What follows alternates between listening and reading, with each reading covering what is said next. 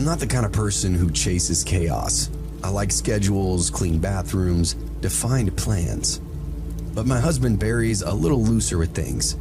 He'd pack a bag the morning of a flight, if I let him. But he's always been respectful of my needs for order. That's what made this whole trip feel like such a slap. We weren't flying cross-country or off-grid camping. Literally just a 3-hour drive out of the city, a little town built around a couple of lakes and creeks. The kind of place you forget existed until you scroll past some kind of aerial drone shot on social media and think to yourself, yeah, I could use a long weekend. So we did it the right way. Barry picked the destination. I booked the place.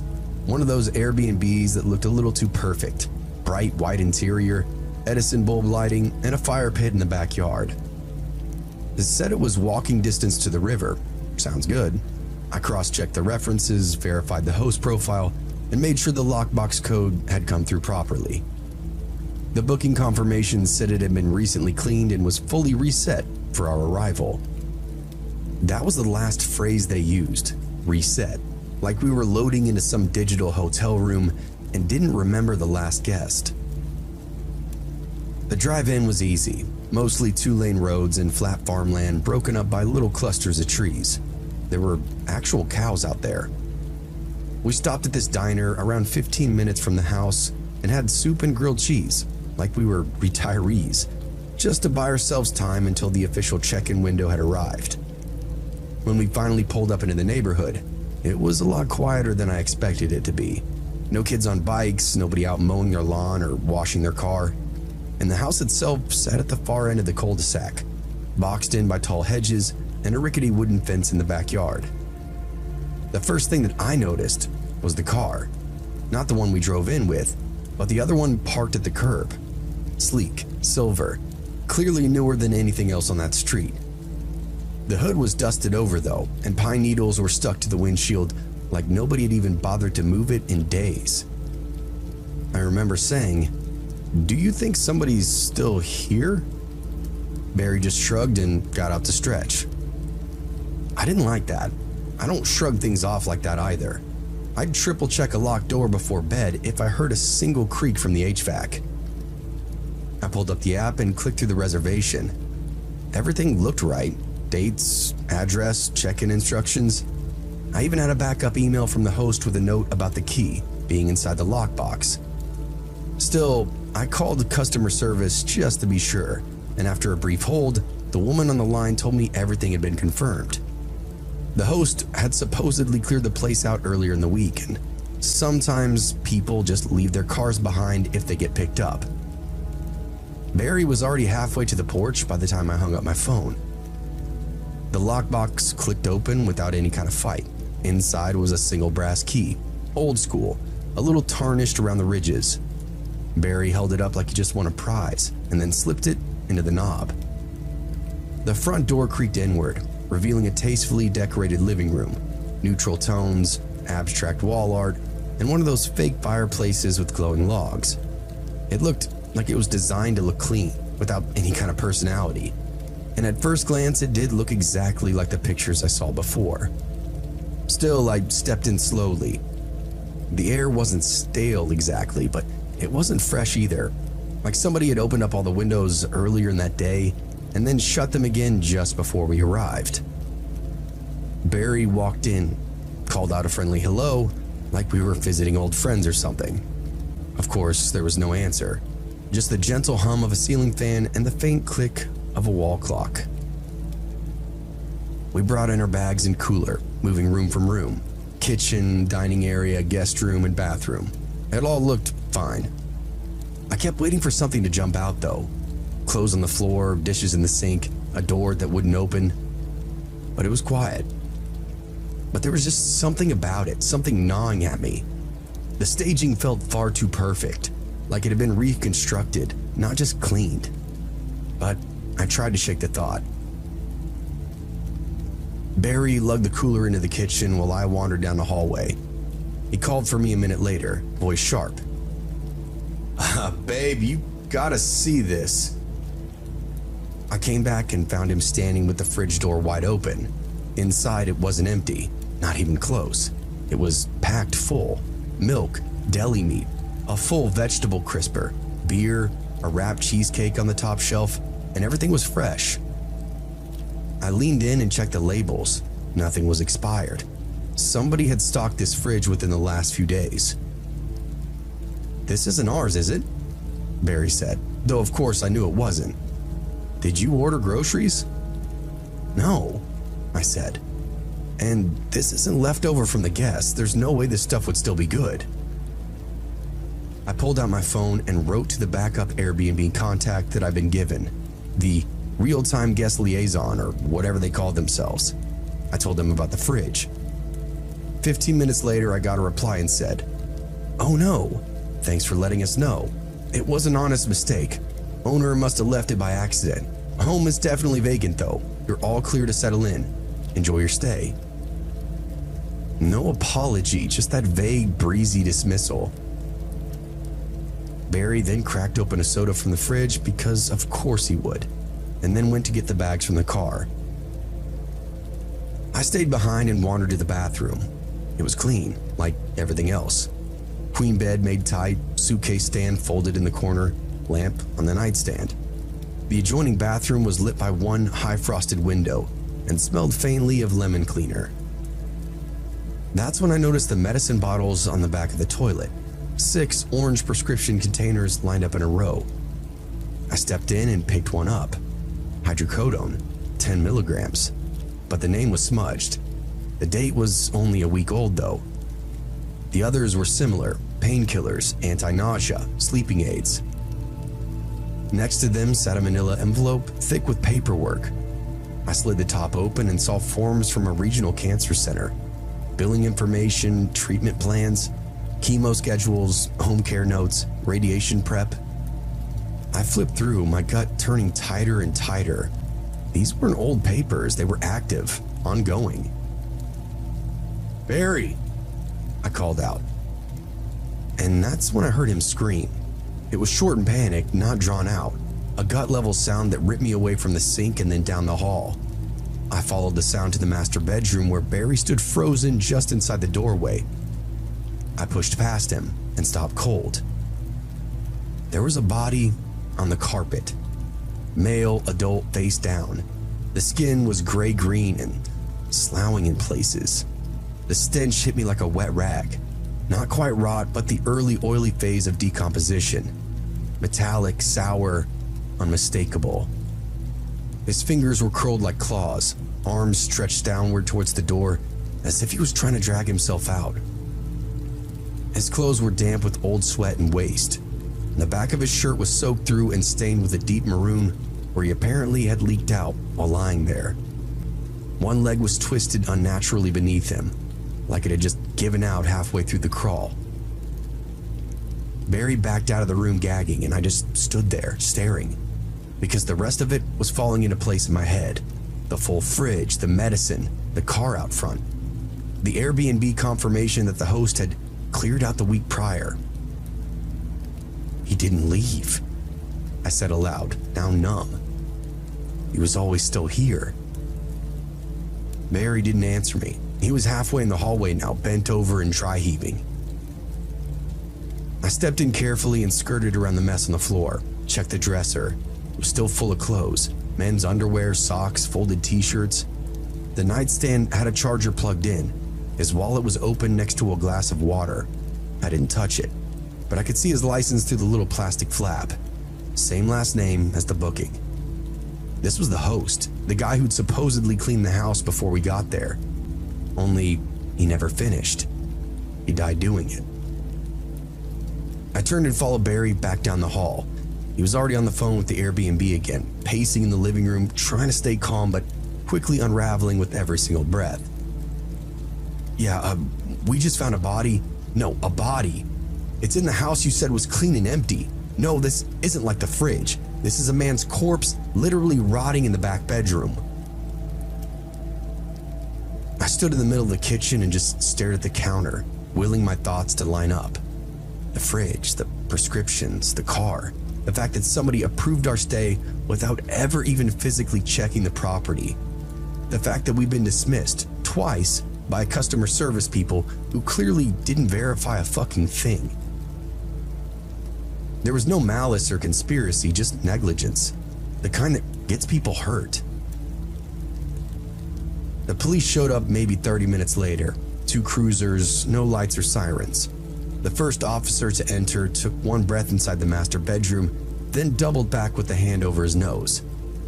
They asked us to step outside, so we stood by our car in the gravel drive, while a paramedic team suited up to examine the body. I think Barry smoked 3 cigarettes in a row and didn't speak the whole time. I just stood there holding my phone, staring at the unread messages piling up from the Airbnb rep, who suddenly had gone very quiet once the words police and dead body were mentioned to them.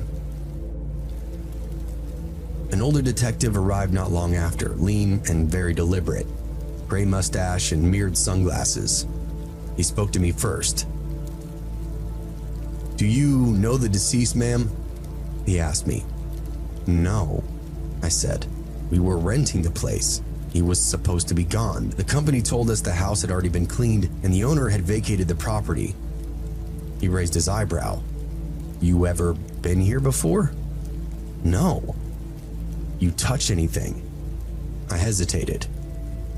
"I moved some papers in the bedroom. They look like treatment forms for cancer." He made some kind of note, and I watched his team bring out the body in a zipped black bag, the outline barely resembling the man that we found face down on that carpet. The smell didn't disappear. It seemed to hang over the driveway like smoke itself, a smell that would soak into our clothes, into our luggage, and into our memories.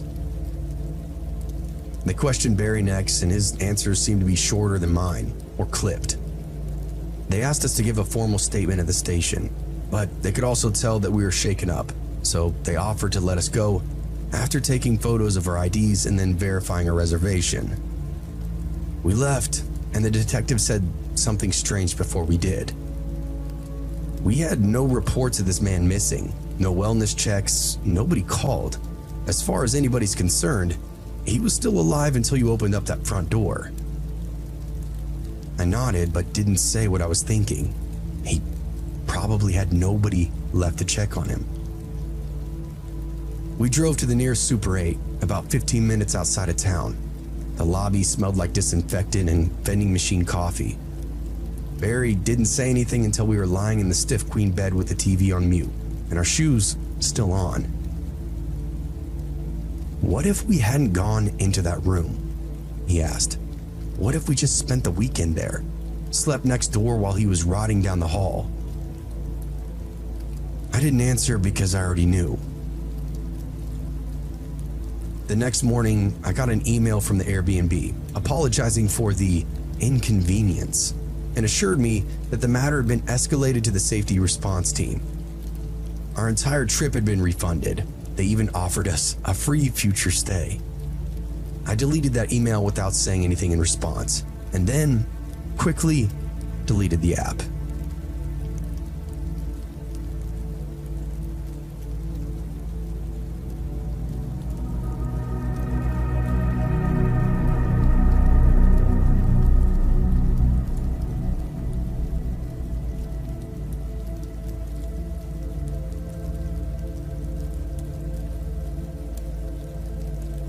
I flew out for a tech conference, but if I'm being honest, the real plan was to stretch it into a little coastal vacation. Conference stuff was 3 days long, but I took 6 off total, with the back half of the trip wide open. No meetings, no emails, just sun and some space. It was February in New York, and I was sick of stepping over black slush and dodging subway coughs. I needed a reset. The Airbnb was a modern bungalow just outside of LA, Venice adjacent, they called it. Little house tucked between bigger ones, right near the beach. Photos showed some hardwood floors, a full kitchen, sleek appliances, 1 queen bed, and a desk by a picture window. I figured it was the perfect base. I'd hit the panels and break out sessions, maybe network a little, then disappear into the boardwalk crowd and get a few drinks, talk to some women, hubba hubba. Maybe take 1 or 2 back if the vibe was right. When I landed at LAX, everything ran smoothly. The Uber picked me up at the curbside. Nice driver. Knew the shortcuts. The check-in instructions were detailed and easy. Lockbox by the side gate, code included in the app, key inside. I got in around 2 in the afternoon. The place looked just like the photos, clean, bright, and smelled like fresh paint and citrus. I unpacked right away because I always do that. Call it compulsive, but I like knowing where my stuff is. I had a roller bag and a backpack, both of which I emptied into drawers and closets within the next 10 minutes. My laptop and camera went on the desk. My wallet, keys, and conference badge landed on the kitchen counter. I noticed there was no other personal clutter, no toothbrushes, no coats hanging near the door, no signs that anybody lived here. But that's the way I like it. I mean, I'm renting the place, not borrowing somebody's house. Those next few days were pretty normal. I hit the conference early, came back late, slept like the dead. I took a few photos of the beach at sunset, even got a few compliments on my camera gear. But on the third day, once the conference was almost over and my schedule loosened up, I started noticing these little things. Doors ajar that I already closed, stuff out of place. I quickly told myself that I was imagining it, but I wasn't. Something was not right in that house. I started with the bathroom door. I remember closing it after my shower, habitual, because I didn't want the steam to escape. I had some shirts hanging in there. But when I came back later that night to brush my teeth before bed, it was now standing wide open. Not halfway, not nudged open. Open, fully. I chalked it up to some kind of draft. The place did have a lot of windows, and I'd had the front one cracked earlier, so that had to be it. But then it was the bedroom closet, and I never used those things. It was too easy to forget things in a rush. Still, one morning after a walk on the beach, I came back and noticed that bifold door was pushed in slightly, like somebody had just slipped in to grab a jacket. I didn't even want it open at first. I just stared at it for a while, then slowly pulled the doors apart. Nothing inside, just my luggage, zipped up and right where I left it. But all of this had started to get in my head. That night, I found the peanut butter jar sitting out on the counter, lid open, spoon right next to it. I hadn't eaten any. I hadn't even touched the thing since I unloaded my groceries. And that's when I got the feeling. The one that you get when you know, not think, know somebody's been in your stuff. The next day, I took photos of everything before I left. Wide shots of every room, time-stamped as well. I even arranged a few things in deliberate ways. A folded dish towel on the oven handle. My charger coiled up just so on the nightstand. I went out for lunch and checked the photos when I got back. Sure enough, the towel was now different, sloppier. The charger was uncoiled and rewrapped in this totally different loop. The peanut butter jar was now in the pantry, not the fridge. I stood in the kitchen for a long time, and the silence was wrong. The kind of silence that waits to be broken, not peaceful, but expectant. Like I wasn't supposed to be there, or maybe like I wasn't alone. That night I took a lot more drastic measures. I set my phone on the entry table and aimed it straight at the front door. I propped it against a stack of coasters, set it to record video, and made sure the battery was at 100%. Then I opened the app and ordered an Uber. I had no intention of going anywhere. I just needed to make it look like I had. When the driver pulled up, I walked out, locked the door, and climbed in. I asked him to take me around the block and then drop me back on Pacific Avenue. He didn't ask me any questions, and I tipped him extra and then waited until he turned the corner before looping back to the house on foot. My heart was racing. I cut through an alley and crouched behind a neighbor's hedge until I had a clear view of the street. There was a car in the driveway that had not been there before. Dark blue SUV, nondescript, no plates on the front. I took a photo of it just in case. I approached the house slowly. The front door was cracked open. I stood outside for a few seconds just listening. Then, I pushed it open and stepped inside. The first thing I heard was movement, soft, unhurried footsteps in the back of the house, then a cupboard opening. I stayed low and moved fast, following the sounds to the kitchen. A man stood there, rummaging through the fridge, middle-aged. wearing a plain white hoodie and jeans. His hair was thinning, face puffy, like he hadn't slept in a while. When he turned and saw me, he froze like I just hit him with a spotlight. "Whoa, whoa," he said, hands half raised. "You scared me, man." "Who the fuck are you?" I asked, not yelling, just flatly. "I'm the owner," he said quickly. "It's my house." "No, it's not," I said. "Not right now. I have a reservation through Sunday." "Right," he said, nodding. "I know, I left some stuff here. I figured while you were out. I didn't mean to scare you." "Bullshit," I responded. "You've been here the whole time." He stepped toward the door casual. "Look, man, I didn't touch anything, all right? I was just grabbing a few things." "Don't move," I said to him. "My phone's been recording the door since I left. I saw your car. You've been coming and going." He hesitated, and I watched his face change. The mask slipped for a second. Not panic, but calculation. He realized that I wasn't buying his story. He also realized that I wasn't just going to let him leave. I pulled out my phone and hit the call button. "Calling the cops." "Hey, come on," he said, trying to sound calm. "That's not necessary. I'm not dangerous, I swear. This is my place, man. I just thought I could come by while nobody was home. I didn't think you'd be back so soon." "You went through my shit." He looked away. "I'm missing $500 from my luggage, and I know it was in there." His hands tightened at his side. "And if I go check right now," I said, "am I gonna find my laptop in your bag?" I didn't get an answer, just that faint buzz of tension in the air, like we were two wires pressed together, waiting to spark. He then dropped his head and muttered, "Look, you don't need to call them. I'll give it back." "I already called." He swore and spun around like he might bolt, but the front door was behind me now, and I'm not moving. A few minutes later, the cops showed up, and I showed them the video of the phone, and the guy just stood there looking deflated. They went through his bag and found my laptop wrapped up in a sweatshirt, plus the small wad of cash. Some of the bills had my initials on the corner. I marked them on a whim when I packed. I travel a lot, and I have a lot of people try to steal from me before, so it's just something I do. The cops didn't cuff him, but they escorted him out and warned him not to return. They let me file a full statement. I watched his car disappear down the block, and it wasn't until it was completely out of sight that my hands finally started to shake. The cops told me he wasn't technically trespassing because he was the legal owner, and he hadn't used force to enter.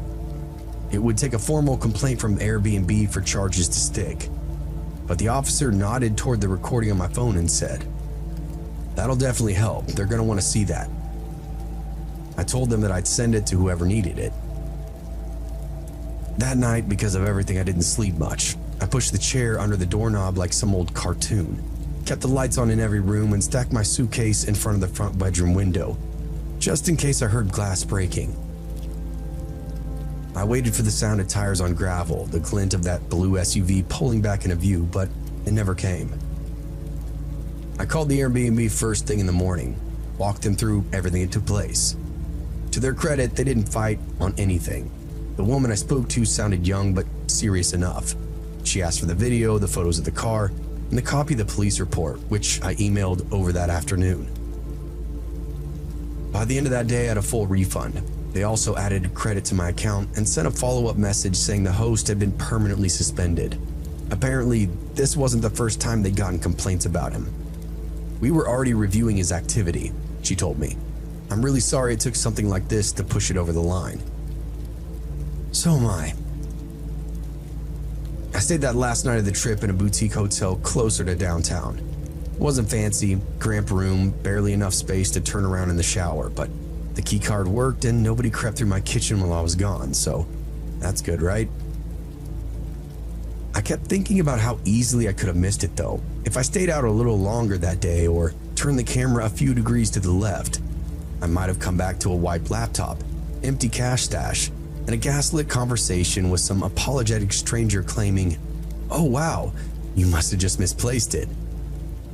I don't know what would have happened if I caught him at the wrong moment either, if I hadn't kept my voice steady, if he decided that I was just another mark. I still use Airbnb. I'm not stupid. I know most of the hosts aren't like that. The company made it right and they didn't even dodge the damage. But now I photograph everything, I mark all my bills, and I never ever leave without locking every entry point and double checking it on my way out.